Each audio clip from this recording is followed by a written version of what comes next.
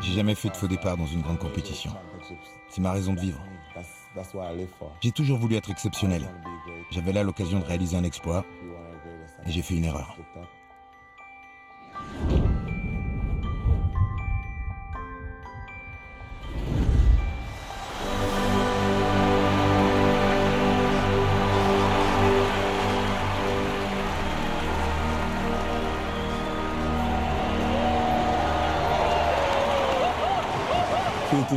Il y a peu de choses qui me font pleurer. Voir ma mère pleurer, tout ce qui concerne ma mère. Je pleure rarement pour autre chose. Si ma mère est triste, je suis triste. Je suis vraiment un fils à maman. Je suis son seul enfant. Mon père a 2 autres enfants. C'est un père formidable, il s'est bien occupé de moi quand j'étais plus jeune. Il m'a bien éduqué.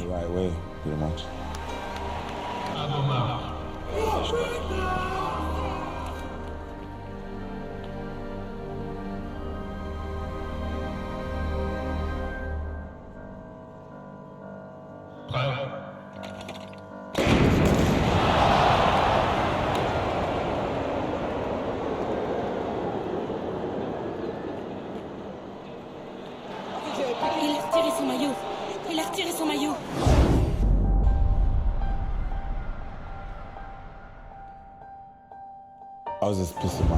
Wow. Tu sais, quand tu vois des gens à la télé qui font un faux départ, tu te dis, c'est pas de bol, ça doit être dur. Et là, tu comprends ce que c'est. C'est atroce de faire un faux départ.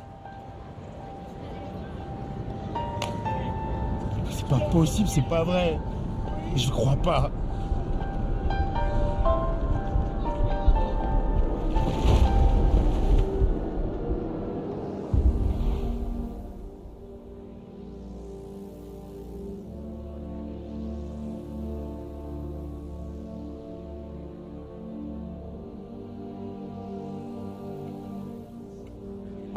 J'étais en super forme. J'allais vite, j'étais bon. J'étais sûr de remporter la médaille d'or. Alors, savoir que tu vas le faire et puis perdre, même pas perdre, ne pas franchir la ligne d'arrivée, c'est dur. C'est super dur. J'étais vraiment frustré.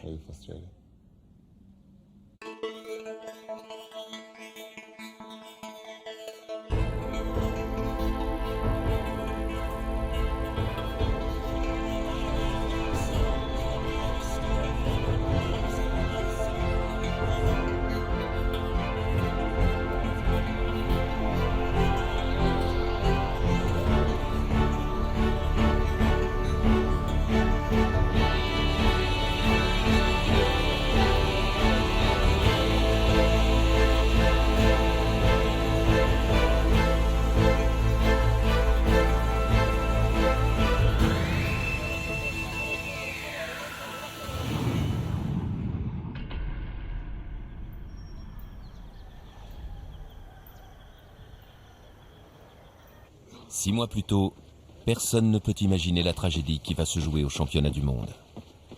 Ce matin-là, Hussein est de retour sur la piste.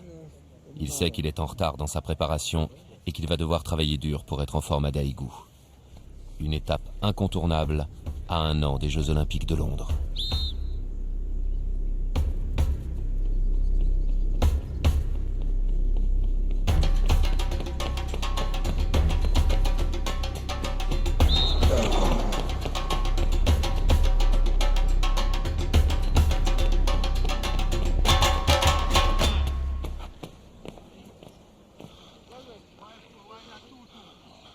Si tu arrêtes de te balancer et de faire tout ça, tu feras plus facilement le chrono. Il y a une accumulation dans les 30 derniers mètres, parce que ton corps part dans tous les sens. Combien de temps? 8 minutes. Il faut que tu te relâches et que tu te serves de ta forme plutôt que de ta puissance. Ce sera bien plus facile.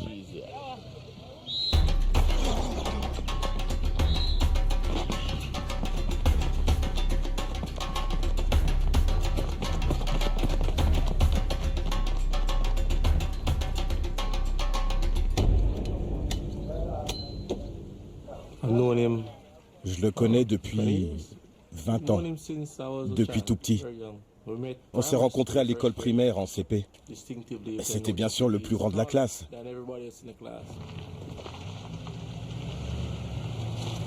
Je suis prof. Je peux enseigner l'histoire et les sciences sociales. Mais pour l'instant, je gère les affaires d'Hussein. Je suis son manager personnel.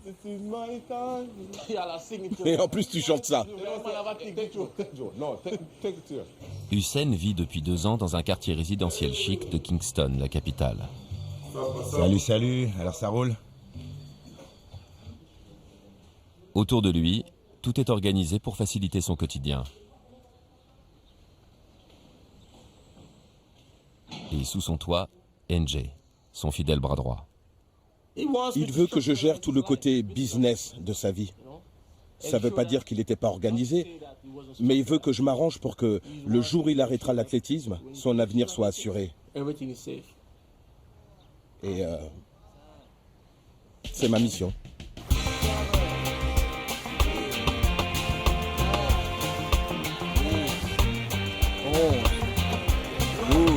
Allez, allez.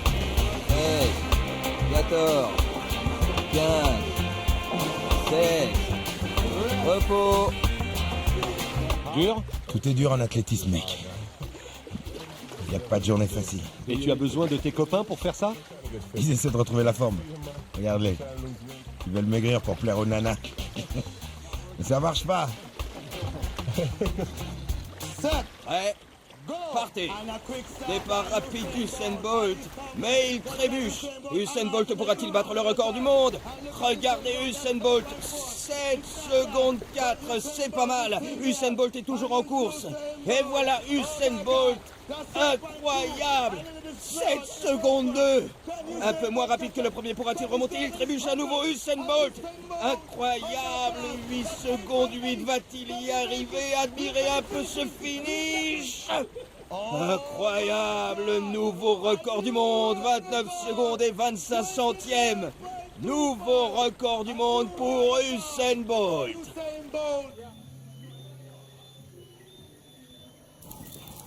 Voilà le dîner. Notre cuisinier. Je te présente Dougs. C'est un ancien athlète reconverti cuisinier. C'est lui qui me fait manger des légumes et tout ça. Si je mange pas correctement, c'est lui le responsable. Le coach lui dit ce qu'il me faut et lui il me prépare ça. Mais es-tu sérieux sur la nourriture? Oui, bien sûr. Le coach me dit qu'il faut que je mange des produits de qualité. Alors je mange bien. C'est normal. Que des bons produits. Pas d'alcool pour les athlètes. Pas cool, j'ai pas le droit de boire, c'est des boules. Le soir, la maison est grande ouverte pour le clan Bolt.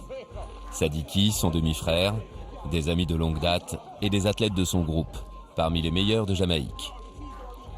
Après s'être côtoyés sur la piste, ils se retrouvent pour des parties endiablées de dominos qui se terminent très tard dans la nuit.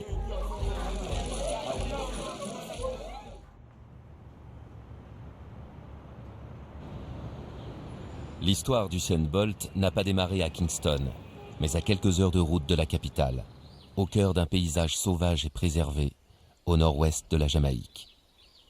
L'homme le plus rapide du monde a grandi dans le petit village de Sherwood Content, où le temps, lui, s'est arrêté. On est dans une zone rurale. On n'a pas d'usine ici. Les gens vivent de ce qu'ils cultivent. C'est sublime le matin au réveil. C'est pour ça que j'adore revenir chez moi. C'est paisible, reposant. On y respire le grand air. Il n'y a pas de crime ici. C'est calme. La famille Bolt réside toujours dans la maison où Usain est né le 21 août 1986.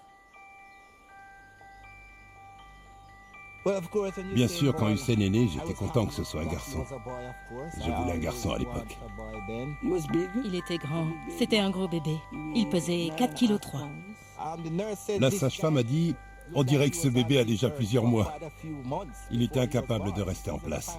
Il bougeait beaucoup. Le médecin a dit qu'il était hyperactif et qu'il fallait qu'il se dépense. On était libre, on pouvait aller partout où on voulait, même à la rivière. C'était sans limite. C'était la nature à perte de vue. Les gens des villes disaient qu'on s'ennuyait à la campagne. Mais pour nous, c'était génial. On faisait comme tous les gamins de la campagne. On lançait des pierres sur les mangues, on faisait du karaté.